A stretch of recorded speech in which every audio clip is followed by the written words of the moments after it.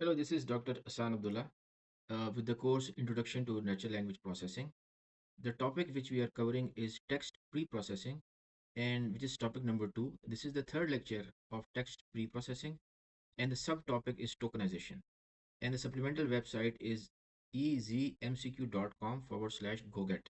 So the course consists of 15 topics as listed before you, and we are at the second topic right now. So this is the supplemental website, which is a learning management system. It has these 8 wonderful features, and to get to know about those features and to be able to use them effectively to get the most benefit from this course, I would advise you to look at these 6 videos. So let's now move on to the supplemental website. So we are at the supplemental website, and the account is guest because there's no login. Subject is natural language processing. The topic is text pre-processing, and the subtopic is tokenization. And there are 7 Q&A, and out of those 7, 5 are displayed before you, which is 71.43%. Okay, so let's look at what is the purpose of tokenization. Breaking text into manageable units, manageable by the program, by the code, by the application, and of course, it facilitates the natural language processing different tasks. The tasks which are downstream tasks like translation, like text generation, and so on, and improve the text representation for the different models, model which are trained to do many things which we'll be discussing in subsequent topics, handling various languages and syntaxes, because every language have their own semantics, their own syntax, their own peculiarities, and they need to be taken into consideration. Prepares the data for text analysis. Basically, it also decreases the complexity of the problem by breaking into small pieces, and supports sentiment analysis, and at the same time does not support sentiment analysis, and helps in information retrieval. So it's something very tricky. So breaking text into manageable units, I love cats becomes I love cats as in unigrams, and facilitates natural language processing. For example, for named entity recognition allows the algorithm to focus on specific elements. For example, tokenizing Barack Obama helps the model identify the named entity as a person. So we are looking at bigrams. Improves text representation for the models. For example, it breaks the raw text into tokens, and which results into a standardized input for machine learning models. And for example, I love cats gets broken tokenized into 3 tokens, which is a unigram here. Various languages and syntaxes. Tokenization helps to standardize the text by breaking a continuous string of characters into individual words or phrases for different languages. Prepares data for text analysis, identifying the trends, performing statistical analysis, and helps in analyze the sentiment, the word frequency, or topic modeling, and so on by text processing, which becomes part of different projects and homeworks and assignments also in an academic environment. Enables pattern recognition and text classification. For example, spam versus non-spam mails, emails, and for example, tokenizing the email like win a free whatever now could lead to identification of certain keywords. So this is not even a trigram, but this sequence of words, it just tells that this is spam. Support sentiment analysis. Tokens like love could be associated with positive sentiment, and for example, I love this movie, but it could be very tricky also if I say that the movie was not bad. So it's not that trivial. Helps in information retrieval, because the documents could be indexed based upon their tokens. So this allows for efficient searching and retrieval. And the system might be indexed based upon the keywords instead of 2 words. It could be bigram, it could be unigram also. You cannot say anything. So what are some of the problems of tokenization? Tokenization is not so straightforward. So the what are the problems of tokenization? Let's look into them. Okay, so let's look at a unigram for the word bank. So if when we I sat on the bank of the river, so if I basically do a unigram and break the tokens, so this association of the bank with the river is gone. And I deposit money in the bank, so this association of the bank with the money is gone. So that creates ambiguity. Contractions, the contraction can should ideally be tokenized into can and not. Okay. But however, without proper handling, it might mistakenly split into can and t separate. Okay. So you, I believe you understand. So this apostrophe can result into can and not. Okay. Hyphenated words. For example, a state of the art. This happens over here. You break them into. Then the meaning is gone. So we would like to have it like keep them intact or split them. For example, abbreviations and acronyms, U dot S dot A. If you take out these period signs, then it becomes U and S and A and doesn't carry a lot of meaning.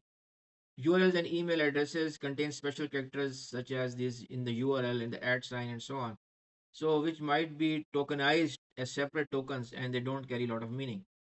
And then, for example, we have emoticons such as this one, and they are treated as special characters. So this all is gone, creates problem in sentiment analysis.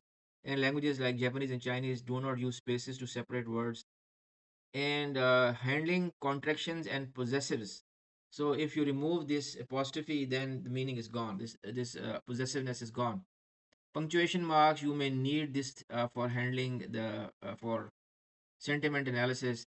Okay, you may need this question mark to know that it is a question, and so on. So for example, dr dot should be tokenized a single token because it is a drive or it is a doctor. White spaces and formatting and so on. So this is the many issues here. So I've spoken about the issues. So are there any solutions to these tokenization problems? Yes, there are solutions. Okay, there are solutions. For example, custom tokenization rules. Develop custom tokenization rules or patterns tailored to specific, domain specific, or language specific requirements. Okay, for example, handle the hyphenated words, abbreviations. But these rules are handcrafted, and handcrafted have their own issues. Pre-processing, such as normalization, cleaning, standardization, converting to text to lowercase, and so on. So this takes care of the issues of what issues? Issues of tokenization. Using regular expressions to define patterns for tokenization. This can be very powerful tools, okay, for sequence of characters, word segmentation algorithms that do not, for especially for the languages that do not use spaces. And we identify the word boundaries based on statistical or rule-based approaches. Statistical is fine, rule-based have their own issues because usually the rule-based approaches are man-made. And then there are the tokenization libraries, popular NLP libraries such as NLTK, okay, Spacey, and tokenizer libraries, okay. So they help and they are built in support for handling various tokenization challenges. Sentence boundary detection, we prioritize the sentence boundary detection based upon segmentation into individual sentences. This improves the accuracy. Of course, domain specific knowledge, and that knowledge, of course, is to the domain, cannot be applied everywhere. And then we can also use deep learning models such as recurrent neural networks, RNNs. Okay, so they learn on their own to identify token boundaries from raw text data, post processing, and so on. So by the combination of all these things, we can reduce the issues of tokenization. So the issues, this we have already covered, so let's not spend more time on it. So if you look at the scope of the problem, issues of tokenization, how many words in different data sets, you will be amazed to see the space complexity or the scope of the problem for all of these data sets which is into text.